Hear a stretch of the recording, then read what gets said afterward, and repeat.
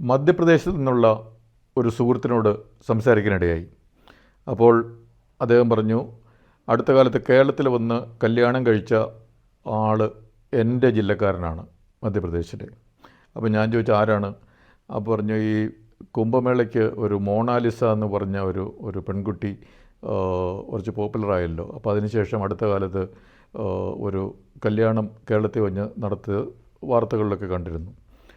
അപ്പോൾ അദ്ദേഹം പറഞ്ഞു, കേരളം ഇത്ര നശിച്ചു പോയോ എന്നുള്ളത്. അപ്പോൾ ഞാൻ ചോദിച്ചു അതെന്താണ്?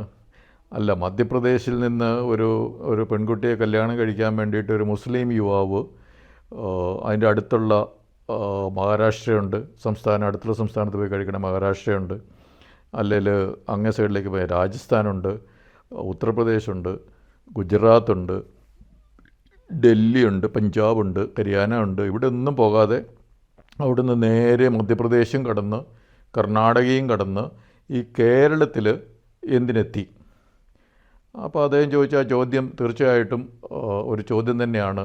മധ്യപ്രദേശിൽ നിന്ന് ഒരു മുസ്ലിം യുവാവ് ഒരു ഹിന്ദു പെൺകുട്ടിയെ കല്യാണം കഴിക്കാൻ വേണ്ടി ഇത്രയും ദൂരെ ഈ കേരളം വരെ ഈ 2-3 സംസ്ഥാനങ്ങളൊക്കെ കടന്ന് ഇവിടെ എന്തിനെത്തി? അപ്പോൾ അത് എന്തിനെത്തി എന്ന് ഉള്ളതിന് 2-3 വിധത്തിൽ അതിനൊരു ഉത്തരങ്ങൾ കാണാൻ പറ്റും. ഒന്ന്, ആ കല്യാണത്തിന് ശേഷമോ അല്ലെ കല്യാണത്തിനോടനുബന്ധിച്ചോ നമ്മുടെ കേരളത്തിൻ്റെ മാർക്സിസ്റ്റ് പാർട്ടിയുടെ നേതാക്കന്മാർ അതിനോട് കൂടി നിന്ന് ഫോട്ടോ ഒക്കെ നമ്മൾ കണ്ടു.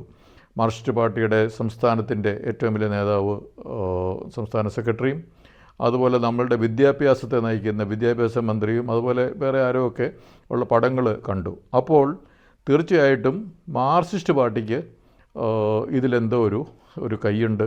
മിക്കവാറും എലക്ഷൻ വരുന്നത് കൊണ്ട് എന്തെങ്കിലും ഈ ഒരു കല്യാണം നടത്തി കൊടുക്കുന്നതിലൂടെ, അല്ലെ കല്യാണത്തിൻ്റെ എന്തെങ്കിലും കാര്യങ്ങൾ ഒരു കല്യാണം നടക്കുന്നതിന് മുമ്പോ കല്യാണം നടന്നതിന് ശേഷമോ ഒക്കെയുള്ള കാര്യങ്ങൾ ഒരു സഹായം ചെയ്ത് കൊടുക്കുന്നതിലൂടെ എന്തെങ്കിലും നേട്ടങ്ങൾ, അത് ഇലക്ഷൻ്റെ നേട്ടങ്ങളായിരിക്കാം, വോട്ട് ചിലപ്പോൾ കൂടുതൽ കിട്ടും എന്നുള്ളൊക്കെയുള്ള ചിന്തയിലുള്ള ഒരു കാര്യമായിരിക്കാൻ ഒരു സാധ്യതയുണ്ട്.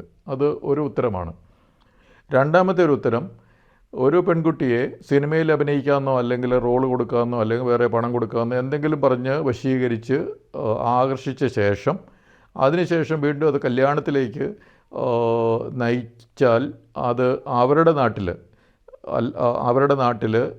നാട്ടുകാരുടെ അടുത്ത് തല്ലുകൊള്ളുമായിരിക്കും. അപ്പോൾ കാരണം അവരുടെ നാട്ടിലെ ആളുകൾ അത് അങ്ങനെ വശീകരിച്ച് ആകർഷിച്ച് ഒരു പെണ്ണിനെ ഇങ്ങനെ അതിനുശേഷം കല്യാണം കഴിക്കുന്നതിനോട് ആ നാട്ടിലെ ഒരു സംസ്കാരത്തിന് ഒരു താല്പര്യം ഉണ്ടാവില്ല, ചിലപ്പോൾ തല്ലുകൊള്ളും. അതുപോലെ തന്നെ അതിൻ്റെ അടുത്ത സംസ്ഥാനങ്ങളായി ഞാൻ പറഞ്ഞ ഈ മഹാരാഷ്ട്രയിലോ അല്ലെ ഉത്തർപ്രദേശിലോ ഗുജറാത്തിലോ ഡൽഹിയിലോ ബംഗാളിലോ, അല്ലെങ്കിൽ ബംഗാൾ അകലെയാണ്, പക്ഷേ പഞ്ചാബിലോ ഹരിയാനയിലോ അത് കർണാടകത്തിലോ ഒക്കെ വന്നു കഴിഞ്ഞാലും തല്ലുകൊള്ളുമായിരിക്കും. അപ്പോൾ പക്ഷേ ഇങ്ങനത്തെ പ്രവൃത്തികൾ കേരളത്തിൽ വന്ന് ചെയ്തു കഴിഞ്ഞാൽ ഒരു കുഴപ്പമില്ല. അപ്പോൾ ഇതൊരു വളരെ സംരക്ഷിതമാകുന്ന, എന്ത് തോന്നിവാസവും എന്ത് ക്രിമിനൽ നടപടികളും ചെയ്തു കഴിഞ്ഞാൽ ഒന്നും സംഭവിക്കില്ല എന്നുള്ളൊരു തോന്നൽ അങ്ങ് അകലെയുള്ള മധ്യപ്രദേശിലുള്ള ആളുകൾക്ക് തോന്നിയിട്ടുണ്ടാവും. അപ്പോൾ എന്ത് ക്രിമിനൽ ആക്ടിവിറ്റിയും ചെയ്യുന്നതിന് ഏറ്റവും നല്ല സ്ഥലം കേരളമാണ്. അപ്പോൾ ഇന്ന് ഈ മധ്യപ്രദേശിൽ സംസാരിച്ച ആ സുഹൃത്ത് പറഞ്ഞത്, കേരളം ഇപ്പോൾ ഇങ്ങനെയാണോ? അതായത് നമ്മുടെ നാട്ടിലാണെങ്കിൽ തീർച്ചയായിട്ടും ഇത് നടക്കില്ല. അപ്പോൾ അതുകൊണ്ട് ഇപ്പം ഇതൊരു വലിയ ഭീഷണിയാണല്ലോ കേരളം എല്ലാവർക്കും എന്ന്. അപ്പോൾ കേരളം ഇന്ത്യയിലെ മറ്റ് സംസ്ഥാനങ്ങളിലുള്ള ഒരു സംസ്കാരത്തിനും അവിടുത്തെ ചില മറ്റ് നടപടികൾക്കും നിയമവാഴ്ചയ്ക്കുമൊക്കെ തന്നെ ഭീഷണിയാണോ എന്നുള്ള തരത്തിലാണ് ഇപ്പോൾ ഈ ഒരു കല്യാണത്തെ നമുക്ക് കാണാൻ പറ്റുക. ഇനി മൂന്നാമതൊരു ഉത്തരം, എന്തിന് കേരളം തിരഞ്ഞെടുത്തു എന്നുള്ളതിന്, കേരളത്തിൽ നമ്മുടെ ഇവിടുത്തെ ആരോഗ്യമന്ത്രി തന്നെ പണ്ട് പറഞ്ഞിട്ടുണ്ട്, കേരളത്തിലൊരു 15% ആൾക്കാർ മാനസിക രോഗികളാണെന്നുള്ളത്. അപ്പോൾ 15% ആളുകൾ ഇവിടെ മാനസിക രോഗികളാണ്. പല വിധത്തിലുള്ള മാനസിക രോഗങ്ങളുണ്ട്. അപ്പോൾ അതിനെ ചികിത്സിക്കാനുള്ള, അത്രയും പേരെ ചികിത്സിക്കാനുള്ള സംവിധാനമൊന്നും കേരളത്തിലില്ല.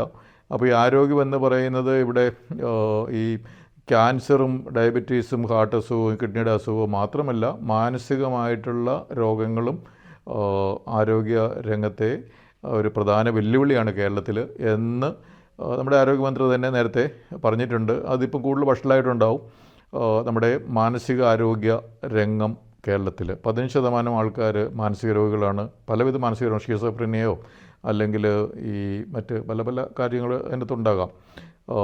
അപ്പോൾ അതൊന്ന്. രണ്ടാമത്തെ ഒരു കാര്യം, കേരളത്തിൽ ഒരു 10% ആളുകളെങ്കിലും മദ്യം, മയക്കുമരുന്ന് അല്ലെ മയക്കുമരുന്നിൻ്റെയൊക്കെ അടിമകളായിട്ട് നടക്കുന്ന കക്ഷികളുണ്ടാകും. അപ്പോൾ അങ്ങനെയുള്ള ഒരു ഒരു ഒരു ഈ എന്താ പറയുക, ഇങ്ങനത്തെ കാര്യങ്ങൾ, മയക്കുമരുന്ന് പോലുള്ള കാര്യങ്ങളൊക്കെ ഉപയോഗിച്ച ശേഷം ഇവിടെ ഫ്രീ ആയിട്ട് സഞ്ചരിക്കുന്നതിനും നടക്കുന്നതിനും ഒരു പ്രശ്നമില്ല. ഇനി അടുത്ത ഒരു കാര്യം, ഈ കേരളത്തിൽ റൂട്ട്ലെസ് ആയിട്ടുള്ള, അതായത് മറ്റ് സംസ്ഥാനങ്ങളിൽ റൂട്ട്സുള്ള, അവിടെ ജനിച്ചു വളർന്ന ബന്ധുക്കളും കൂട്ടുകാരും എല്ലാം അവിടെയുള്ള അന്യ സംസ്ഥാനത്തു നിന്ന് ചേക്കേറി ഇവിടെ വന്ന് താമസിക്കുന്ന കുറേയധികം ആളുകളുണ്ട്. അത് ചിലർ പറയുന്നത് 35 ലക്ഷമാണെന്ന്, ചിലർ പറയുന്നത് 55 ലക്ഷമാണെന്ന്. എനിവേ 40-50 ലക്ഷം ആൾക്കാർ, അതായത് നമ്മുടെ സംസ്ഥാനത്തിൻ്റെ ജനസംഖ്യയുടെ ഏകദേശം ഒരു 20% വരെയെങ്കിലും ഈ മറ്റ് സംസ്ഥാനങ്ങളിൽ നിന്ന് അവിടെ റൂട്ട്സുള്ള, അപ്പോൾ ഇവിടെ അവർക്ക് റൂട്ട്സ് ഇല്ല, ഇവിടെ വേരുകളൊന്നുമില്ലാത്ത, അത് മറ്റ് സംസ്ഥാനങ്ങളിൽ മാത്രം വേരുകളുള്ള ഒരു 20% ആൾക്കാർ കേരളത്തിലുണ്ട്. അപ്പോൾ റൂട്ട്സ് ഇല്ലാത്ത ആൾക്കാരുടെ പ്രത്യേകതകൾ എന്താണെന്ന് വെച്ച് കഴിഞ്ഞാൽ അവർക്ക് എന്ത് തോന്നിയാസം കാണിക്കാം. അവർക്കൊരു ഷെയിം എലമെൻ്റ് ഉണ്ടാവില്ല. കാരണം അവരുടെ ബന്ധുക്കൾ ഇവിടെ ഇല്ല, അവരുടെ കൂടെ പഠിച്ചവരിവിടെ ഇല്ല. അവരുടെ എല്ലാവിധ റൂട്ട്സും, സാംസ്കാരികമായിട്ടുള്ള റൂട്ട്സ് എന്ന് വെച്ച് കഴിഞ്ഞാൽ ബന്ധുക്കൾ മാത്രമല്ല, അവരുടെ ഒരു സംസ്കാരവും ആ സംസ്കാരം അനുസരിച്ച് ജീവിക്കണമെന്നും ഒക്കെയുള്ള നിബന്ധനകളും അതിനുള്ള ഒരു ചിന്തകളുമൊക്കെ അവർക്ക് റൂട്ട്സ് ഉള്ളിടത്തേ തോന്നത്തുള്ളൂ. റൂട്ട്ലെസ് ആയിട്ടുള്ള ആൾക്കാർക്ക് അവർക്ക് അങ്ങനെ ഒരു സംസ്കാരത്തിൻ്റെ ഒരു ചട്ടക്കൂടിൻ്റെ പുറത്തേക്ക് അവർക്ക് എന്തും ചെയ്യാമെന്നുള്ള അവസ്ഥയുണ്ട്. അപ്പോൾ 15% ആളുകൾ മാനസിക രോഗികൾ, 10% ആളുകൾ നമ്മുടെ മയക്കുമരുന്ന് മദ്യമൊക്കെ ആയിട്ട് ഇങ്ങനെ നടക്കുന്നവർ, പിന്നെ ഒരു 20% റൂട്ട്ലെസ് ആൾക്കാർ. ഇത്രയും കേരളത്തിൽ ഉള്ള ഇതേപോലെയുള്ള ഒരു എന്താ പറയുക, കുഴഞ്ഞ ഒരു സംസ്ഥാനം വേറെ ഉണ്ടാവില്ല. അപ്പോൾ ഇങ്ങനത്തെ കുഴഞ്ഞ സംസ്ഥാനത്ത് പോയി എന്ത് കുഴഞ്ഞ കാര്യവും ചെയ്യാമെന്ന് മധ്യപ്രദേശിലെ നമ്മളുടെ മുസ്ലിം യുവാവും, ആ മുസ്ലിം യുവാവിനെ ആകർഷിച്ച് ഇവിടെ എത്തിച്ച മുസ്ലിം യുവാവ് ആകർഷിച്ചെത്തിയ ആ ഹിന്ദു പെൺകുട്ടിക്കും തോന്നിയിട്ടുണ്ടാവും. അപ്പോൾ കേരളത്തിലേക്ക് ഒരു കുഴഞ്ഞ സ്ഥലത്ത് പോയി കഴിഞ്ഞാൽ കുഴഞ്ഞ കാര്യങ്ങളൊക്കെ ചെയ്യാമല്ലോ എന്നുള്ള ഒരു ചിന്തയുണ്ടായിട്ടുണ്ടാവും. അപ്പോൾ തീർച്ചയായിട്ടും നമ്മൾ ഇത് വെറുതെ ലാഘവത്തോടെ CPM-ൻ്റെ സംസ്ഥാന സെക്രട്ടറിയും ഒരു മന്ത്രിയും മറ്റ് CPM നേതാക്കളും അവർ ഇതിനെ ഒരു സംരക്ഷണം കൊടുത്ത ഒരു നല്ല കാര്യമാണ് കേരളത്തിൽ നടന്നത് എന്ന് പ്രചരിപ്പിക്കുന്നുണ്ടെങ്കിലും, എന്തിനവർ മധ്യപ്രദേശിൽ നിന്ന് ഈ മറ്റ് പല സംസ്ഥാനങ്ങളുമൊക്കെ താണ്ടി കടന്ന് കേരളത്തിലെത്തി എന്നുള്ളത് എന്തിന് എന്നുള്ളൊരു ചോദ്യം തീർച്ചയായിട്ടും നമ്മൾ അതിനൊരു ഉത്തരം കണ്ടുപിടിക്കണം. ആ ഉത്തരം ശരിയായൊരു ഉത്തരമായിരിക്കണം. ആ ഉത്തരം അത് ശരിയായ ഉത്തരം കിട്ടുന്നവരെ ചോദിച്ചുകൊണ്ടിരിക്കേണ്ട ഒരു കാര്യമാണത്.